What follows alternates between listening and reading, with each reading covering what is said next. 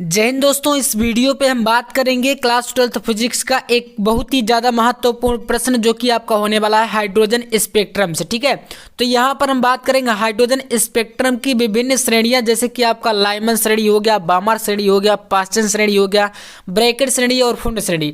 तो इन सभी को हम लोग एक ही वीडियो में यहाँ पर समझने वाले हैं और ये वीडियो काफ़ी इंपॉर्टेंट है। ये जो क्वेश्चन है आपका काफ़ी ज़्यादा बार ये क्वेश्चन पूछा गया है बोर्ड एग्जाम में पूरे 5 नंबर के लिए। ठीक है, तो यहाँ पर इसमें देखिए पांचों श्रेणियाँ नहीं पूछी जाएंगी, ध्यान दीजिएगा। इसमें आपका कोई 2 से 3 श्रेणी आएंगी, जैसे कि लाइमन श्रेणी आ जाए, बामर श्रेणी आ जाए, लगातार 2 या 3 श्रेणियाँ पूछी जाएंगी। ठीक है, तो आपको तो पांचों समझना है इस वीडियो में, ठीक है, क्योंकि कोई भी आ सकती हैं।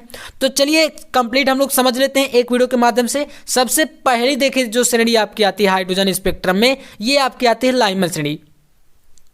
अब आपको जानना है कि जो लाइमन श्रेणी होती है आखिरकार ये कैसे मतलब उत्पन्न होती है, किस ऊर्जा स्तर से कहाँ पर जाती है, कैसे क्या इसका फार्मूला क्या होता है तरंग दैर्घ्य का, सारा कुछ यहाँ पर चलिए हम जानते हैं।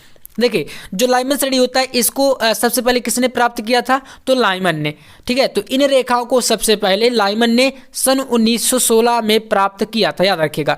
और जब किसी परमाणु में इलेक्ट्रॉन किसी ऊर्जा स्तर से प्रथम ऊर्जा स्तर में संक्रमण करता है, मतलब कि आता है या संक्रमण करता है, तो इसमें उत्सर्जित स्पेक्ट्रम की रेखाएं पराबैंगनी भाग में प्राप्त होती हैं। देखिए इसमें याद करने वाला एक पॉइंट ये भी है, जैसे आपसे क्वेश्चन ऑब्जेक्टिव में हमेशा पूछ लेता है, कभी कभी ये क्वेश्चन आया है। ठीक है, पूछेगा कि जो लाइमन श्रेणी की उत्सर्जित स्पेक्ट्रम है ये कहाँ प्राप्त होती है, तो आप याद रखेंगे पराबैंगनी भाग में। ठीक है ना, ये हो जाता है। और इसका जो मतलब ऊर्जा स्तर है ना, इलेक्ट्रॉन जो है प्रथम ऊर्जा स्तर में आते हैं। इसका मैं आपको डायग्राम चलिए दिखाता हूँ। देखिए यहाँ पर आपको लाइमन श्रेणी की बात करें तो देखिए आपके पास ये चित्र है। ठीक है, और ये आपके पास एक ऊर्जा स्तर है। ठीक है ना, पहला हो गया, दूसरा ऊर्जा स्तर, तीसरा ऊर्जा स्तर, इसी प्रकार से ये लगातार देखिए चल रहे हैं। ठीक है, तो अब यहाँ पर कह रहा है कि मान लीजिए अनंत से लेकर 5, 6, 7, 8 कहीं से भी आपका ये जो इलेक्ट्रॉन है यहाँ से चलकर पहले ऊर्जा स्तर में आएगा, यानी कि इसमें, तो ये आपकी लाइमन श्रेणी प्राप्त होगी। इसी प्रकार से अगर दूसरे ऊर्जा स्तर में आएगा तो यहाँ पर बामर श्रेणी प्राप्त होगी ऊपर से। ठीक है ना, उच्च ऊर्जा स्तर से दूसरे में आएगा तो बामर श्रेणी बनेगी। इसी प्रकार से तीसरे को समझिए, जब आपका तीसरे ऊर्जा स्तर में कोई भी यहाँ पर आता है, देखिए इस प्रकार से, तो ये आपकी पास्चन श्रेणी बनती है। ऐसे ही यहाँ पर आपका चौथे ऊर्जा स्तर में जब आपका यहाँ पर उच्च ऊर्जा स्तर से आता है, ठीक ना, 5वें से, 6वें से, 7वें से, इनफाइनाइट कहीं से भी, तो यहाँ पर ब्रैकेट श्रेणी बनते हैं। फुंड में आपका 5वें ऊर्जा स्तर में आएगा तो यहाँ पर आपका फुंड श्रेणी बनती है। तो यहाँ पर ये आपको चित्र तो समझ में आ गया होगा। अब देखिए इसका जो तरंग दैर्घ्य का सूत्र होता है 1/λ बराबर होता है ब्रैकेट के बाहर आपका r और अंदर आपका रहेगा यहाँ पर 1/1² - 1/n²। ठीक है, अब r आपका जो होता है रिडबर्ग नियतांक है, याद रखिएगा रिडबर्ग नियतांक है। अगर पूछेगा रिडबर्ग नियतांक के पदों में तो आपको ये फार्मूला फिर लिखना पड़ेगा। ठीक है, सूत्र याद कर लीजिएगा। और यहाँ पर 1/1², क्योंकि भैया पहले ऊर्जा स्तर में आ रहा है, मैंने आपको चित्र दिखाया ना, जैसे ये आपका पहला ऊर्जा स्तर है, ये आपका दूसरा है, तीसरा है, चौथा है, तो ऊपर से चलकर पहले ऊर्जा स्तर में आएगा इस प्रकार से, है ना, ऐसे करके। तो ये आपका चल चल के यहाँ से आता रहता है, ठीक है ना, ऊपर वाले से पहले में। तो इसलिए यहाँ पर हो गया ये। और n का जो मान है वो आप यहाँ पर 2 ले सकते हैं, 3, 4, 5, 6, 7 इनफाइनाइट, मतलब दूसरे ऊर्जा स्तर से आ रहा तो 2 लेंगे, तीसरे से आ रहा तो 3 लेंगे, चौथे से आ रहा 4 लेंगे, 5वें से आ रहा 5 लेंगे, ऐसे। ठीक है, तो एक आपको समझ में आ गई लाइमन श्रेणी क्या होती है, कैसे क्या इसमें बनती है। ठीक है, अब चलिए जानिए बामर श्रेणी के। तो बामर श्रेणी के बारे में देखिए, बामर श्रेणी क्या होती है। इन रेखाओं को सबसे पहले बामर ने सन 1885 में प्राप्त किया था। तो इन्हीं वैज्ञानिकों के नाम पर इन श्रेणियों का नाम भी रखा गया है, आपको याद रखना है। तो बामर श्रेणी बामर ने प्राप्त किया था और 1885 में प्राप्त किया था। तो जब परमाणु किसी ऊंचे ऊर्जा स्तर से दूसरे ऊर्जा स्तर में आता है, ठीक है ना, या संक्रमण करता है, तो इससे जो उत्सर्जित स्पेक्ट्रम है ये हमें 10 भाग में प्राप्त होती है। जैसे हमने लाइमन श्रेणी में देखा तो जो हमें स्पेक्ट्रम है वो पराबैंगनी भाग में प्राप्त हो रहा था, लेकिन जो बामर श्रेणी होगा इसका हमें दृश्य भाग में प्राप्त होगा।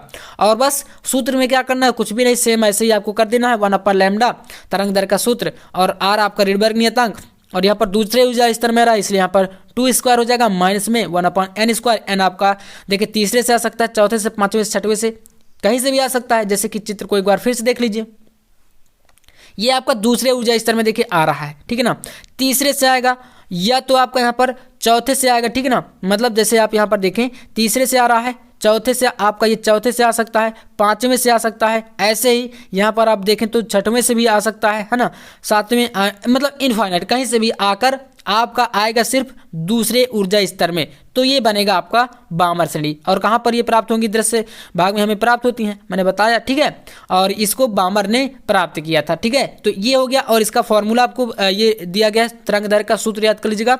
और n बराबर 3 के लिए जो सबसे बड़ी तरंग दैर्घ्य होती है वो 6563 एंगस्ट्रॉम होती है। और बात करें n बराबर इनफाइनाइट के लिए तो यहाँ पर 3646 एंगस्ट्रॉम की तरंग दैर्घ्य होती है। तो ये आपका था देखिए बामर श्रेणी, ठीक है ना। अब उम्मीद करूंगा आप लोग समझ यार पा रहे होंगे, क्योंकि इसमें ज़्यादा कुछ है नहीं, बस चित्र को अच्छे से आपको समझ लेना।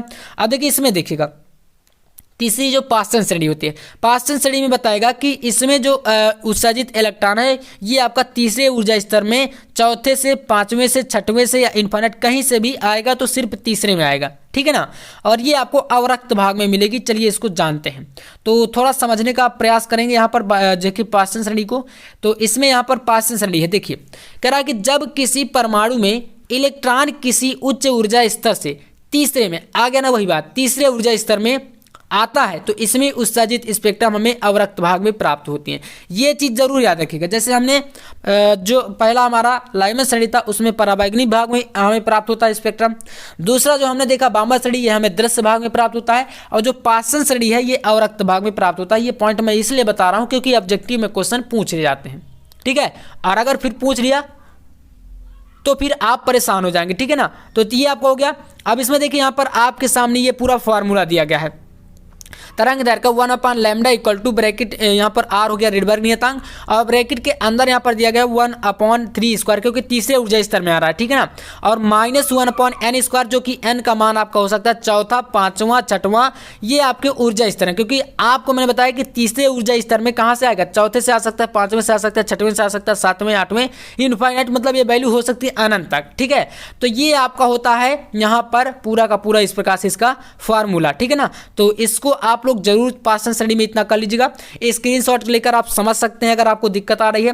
अब चलिए बात करते हैं चौथी श्रेणी। देखिए मैं बहुत सिंपल तरीके से आपको समझा रहा हूं, आप लोग जाकर देख लीजिएगा यूट्यूब पर, दुनिया भर की चीजें इधर का उधर मतलब घुमा घुमा के आपको कंफ्यूज करेंगे। लेकिन मैं डायरेक्ट देखिए बता रहा हूं आपको कि ये चीज आपको पॉइंट टू पॉइंट लिखा हूं, क्योंकि जो आपका बोर्ड एग्जाम में आना है वही सिर्फ बताया जाएगा, क्योंकि समय ज्यादा नहीं है। तो चलिए ब्रैकेट श्रेणी को जानिएगा। ब्रैकेट श्रेणी में क्या होता है, जब किसी परमाणु में इलेक्ट्रॉन किसी ऊंचे ऊर्जा स्तर से चौथे स्तर पर आता है तो इसमें उत्सर्जित स्पेक्ट्रम अवरक्त भाग में प्राप्त होता है। ये चीज याद रखिएगा, जो ब्रैकेट श्रेणी है इसमें भी अवरक्त भाग में मिलता है, लेकिन चौथे ऊर्जा स्तर में आएगा, ठीक है। तो इसका फॉर्मूला 1/λ बराबर r ब्रैकेट के अंदर 1/4², क्योंकि चौथे ऊर्जा स्तर में आ रहा है, ठीक है ना, चौथे में। तो 1/4² माइनस 1/n², और कहाँ से आएगा तो पांचवें से, छठवें से, सातवें से, आठवें से, इनफाइनाइट यहाँ पर लिख सकते हैं, ठीक है ना। तो देखिए अब यहाँ पर थोड़ा सा मैं आपको चित्र दिखाता हूँ ब्रैकेट श्रेणी का। देखिए ब्रैकेट श्रेणी आपके पास ये रही। अब ये चौथा स्तर है, ठीक है ना। तो चौथे में कहाँ से आएगा, पांचवें से आएगा, छठवें से आएगा, सातवें से आएगा, इनफाइनाइट कहीं से भी आ सकता है, लेकिन आएगा तो सिर्फ चौथे पर, ठीक है ना। तो ये होता है ब्रैकेट श्रेणी। इसी प्रकार से फुंड में आपका पांचवें में आएगा, पांचवें, छठवें से, सातवें से, ऊपर से उच्च ऊर्जा स्तर से आएगा, ठीक है। तो ये चित्र है। आप देखिए यहाँ पर आपका ये तो समझ में आ गया होगा, आपका स्क्रीनशॉट कर लीजिए अगर दिक्कत आ रही है। चलिए अब लास्ट श्रेणी आपकी आती है फुंड श्रेणी, और इससे आपका श्रेणी जो हाइड्रोजन स्पेक्ट्रम है ये आपका निपटारा हो जाएगा, ठीक है। तो इसको भी समझ लेते हैं। देखिए बहुत ही बेसिक है। यहां पर करना क्या है, जब किसी परमाणु में इलेक्ट्रॉन किसी ऊंचे ऊर्जा स्तर से कहां पर आएगा भैया, पांचवें पर, ठीक है ना। आप बोलेंगे भैया पांचवें पर आएगा, बिल्कुल यार आप पांचवें पर आएगा, मैंने कहा था आपसे। तो पांचवें ऊर्जा स्तर में आता है तो यहां पर ये जो रेखाएं हैं स्पेक्ट्रम के अवरक्त भाग में मिलती हैं, और इसका तरंग दैर्घ्य का सूत्र 1/λ इक्वल टू r ब्रैकेट के अंदर 1/5² क्योंकि पांचवें ऊर्जा स्तर में आ रहा है, और -1/n² क्योंकि n का मान जो आपका 6, 7, 8, 9, 10 जो भी है इनफाइनाइट तक आप ले सकते हैं, ठीक है। मतलब पांचवें ऊर्जा स्तर में छठवें से आएगा या सातवें से आठवें, ऊंचे ऊर्जा स्तर का मतलब कि उससे ऊपर वाले, ठीक है। तो ये इनसे आ सकता है। अब इनमें याद क्या रखना है, जो फुंड श्रेणी है ये अवरक्त भाग में प्राप्त होती है, ठीक है। और जो आपका ब्रैकेट श्रेणी है ये भी अवरक्त भाग में प्राप्त होती है। तो फुंड और ब्रैकेट श्रेणी अवरक्त में मिली, और जो आपका पाश्चन श्रेणी है ये भी अवरक्त भाग में मिलती है, ठीक है। 3 श्रेणियां अवरक्त भाग में मिलती हैं। और रही बात जो आपकी यहाँ पर चित्र आप समझ लीजिए, जो बामा श्रेणी है ये आपको दृश्य भाग में मिलेगी, और जो आपका यहाँ पर लाइमन श्रेणी है ये हमें पराबैंगनी भाग में मिलती है। तो इनको पॉइंट टू पॉइंट याद कर लीजिएगा, ऑब्जेक्टिव क्वेश्चन में ये आपके आएंगे, ठीक है ना। तो यार वीडियो तो आपको पसंद आ रही होगी ना, मैं इतना अच्छे तरीके से आपको एक्सप्लेन करता हूँ और हर क्वेश्चन में लगातार प्रयास कर रहा हूँ कि आपका कंप्लीट हो जाए अच्छे तरीके से, है ना। जो लॉन्ग वाले डेरिवेशन के क्वेश्चन हैं वो जल्दी से आपके कंप्लीट हो जाए, क्योंकि समय ज़्यादा हमारे पास नहीं बचा हुआ है। तो आप प्रयास करिए जल्दी से कंप्लीट हो जाए और सपोर्ट भी करिए, ठीक है। वीडियो को लाइक करिए, चैनल पर है तो सब्सक्राइब जरूर कर लीजिए, क्योंकि मैं यार लगातार कंटेंट आपको प्रोवाइड कर रहा हूँ, ठीक है। और एक वीडियो न्यूमेरिकल के ऊपर जल्द आएगा जिसमें मैं आपको काफ़ी ज़्यादा महत्वपूर्ण न्यूमेरिकल को करा दूंगा। तो चलिए, पसंद है लाइक कर दीजिएगा। मिलते हैं नेक्स्ट वीडियो में नेक्स्ट टॉपिक के साथ, तब तक के लिए जय हिंद, वंदे मातरम।